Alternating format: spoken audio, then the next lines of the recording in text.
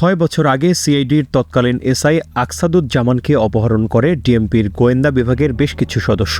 এরপর ভুক্তভোগীর স্ত্রীর কাছ থেকে 1,42,00,000 টাকা মুক্তিপণ দাবি করেন অতিরিক্ত পুলিশ সুপার মর্যাদার কর্মকর্তা কায়সার রিজভী কোরায়েশি।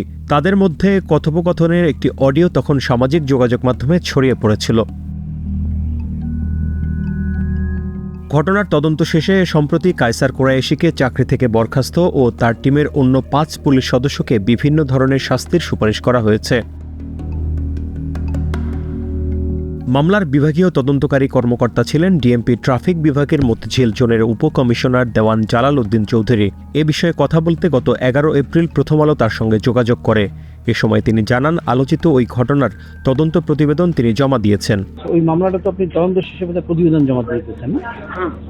ঠিক স্বরাষ্ট্র মন্ত্রণালয় দিয়েছেন না? না, আমি তো স্বরাষ্ট্র, আমি তো পুলিশ হেডকোয়ার্টারের মাধ্যমে পেয়েছি, পুলিশ হেডকোয়ার্টারে দিয়েছি। ওনারা পাঠিয়ে স্বরাষ্ট্র মন্ত্রণালয় ব্যবস্থা তো স্বরাষ্ট্র মন্ত্রণালয় নেবে না? এদিকে পুলিশ সদর দপ্তরের অতিরিক্ত মহাপরিদর্শক KM আওলাদ হোসেন প্রথম আলোকে বলেন, কায়সার কোরায়েশি সহ 6 পুলিশ সদস্যের বিরুদ্ধে হওয়া বিভাগীয় মামলার তদন্ত ফাইল এখনো হাতে পাননি।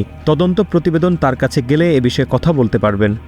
এটা এখন বলে নেন না, কারণ আমি এখন এটা মানে আমাদের যতক্ষণ না আসবে ফাইলটা সিস্টেম হইতে আসবে, এই তো?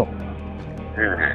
পুলিশ সূত্রে জানা গেছে, স্বরাষ্ট্র মন্ত্রণালয়ের সুপারিশে কায়সার কোরায়েশিকে সাময়িক বরখাস্ত করা হয়নি। পরে তাকে রাজধানীর উত্তরায় APBN সদর দপ্তরে বদলি করা হয়। এ বিষয়ে কায়সার কোরায়েশির সঙ্গে যোগাযোগ করা হলে তিনি প্রথম আলোকে বলেন, সরকার যে সিদ্ধান্ত নেবে সেটা মেনে নেবেন। ঘটনার সূত্রপাত 2020 সালের 19 অক্টোবর। সেদিন ঢাকার হজরত শাহজালাল আন্তর্জাতিক বিমানবন্দরে যাওয়ার পথে দুর্বৃত্তদের কবলে পড়েন দুবাই প্রবাসী রোমান মিয়া। দুর্বৃত্তরা তাকে মাইক্রোবাসে তুলে নেন। এরপর তাকে নির্যাতন করা হয়। এক পর্যায়ে তার কাছ থেকে 5,000 মার্কিন ডলার ও 2,000 দিরহাম ছিনিয়ে নিয়ে তাকে রামপুরা এলাকায় ফেলে যায় দুর্বৃত্তরা। এ ঘটনায় পরদিন তিনি মামলা করেন। মামলার তদন্তের দায়িত্ব পায় ডিবি। তদন্ত তদারক কর্মকর্তা ছিলেন এডিসি কায়সার রিজভী, আর তদন্ত কর্মকর্তা ছিলেন ডিবির SI মাসুদুল ইসলাম। তদন্তে রোমান মিয়াকে রাস্তা থেকে তুলে নেওয়া ও ডাকাতির ঘটনায় SI আকসাদুজ্জামান সহ 9 জনের জড়িত থাকার তথ্য প্রমাণ পাওয়া যায়। মামলায় তাদের বিরুদ্ধে অভিযোগপত্র দেওয়া হয়। স্বরাষ্ট্র মন্ত্রণালয়ের তদন্ত কমিটির প্রতিবেদন অনুযায়ী 2020 সালের 26 নভেম্বর সকালে আকসাদুদ সিআইডি কার্যালয়ে যাওয়ার পথে মালিবাগ মোড়ে পৌঁছালে তাকে কায়সার রিজভী সহ তার দলের সদস্যরা আটক করে ডিবি কার্যালয়ে নিয়ে যান। এরপর তাকে বলা হয়, প্রবাসী রোমান মিয়ার অর্থ ছিনিয়ে নেওয়ার ঘটনায় আরও 5 জনকে আটক করা হয়েছে। তারা এই ঘটনায় আকসাদুদের নাম বলেছেন। অভিযোগ থেকে রেহাই পেতে 2 কোটি টাকা চান কায়সার কোরায়েশি।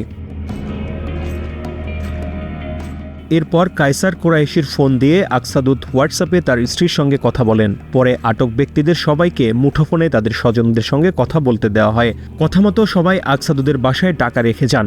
তার বাসায় গিয়ে 1,28,00,000 টাকা নিয়ে আসেন কায়সার রিজভী সহ তার টিমের সদস্যরা।